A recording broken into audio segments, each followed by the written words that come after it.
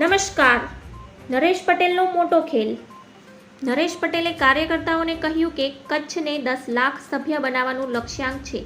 સંગઠન માટેના કાર્યક્રમ આખા દેશમાં ચાલી રહ્યો છે.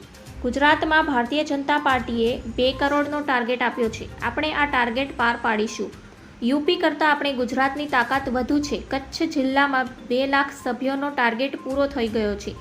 કચ્છ જિલ્લામાં 10 લાખ ટાર્ગેટ પૂરો કરી શકીએ એમ છે. પરંપરા મુજબ દર વર્ષે 6 નવા સભ્ય બનાવવામાં આવે છે. નરેશ પટેલે કાર્યકર્તાઓને સંબોધતા કહ્યું, આપણે કચ્છમાં 10 લાખ નવા સભ્યો બનાવવાનો લક્ષ્યાંક રાખ્યો છે. આ લક્ષ્ય સુધી પહોંચવા માટે દરેક કાર્યકર્તાઓએ મહેનત કરવી પડશે.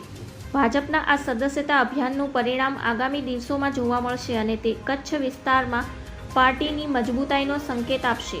જો ટિકિટ જોઈએ તો ભાજપના સક્રિય સભ્ય બનવું પડશે. જે સૌથી વધુ સક્રિય સભ્ય હશે તેને સન્માનિત કરાશે. જે જિલ્લામાં સૌથી વધુ સભ્ય બનશે તેનું સન્માન કરાશે.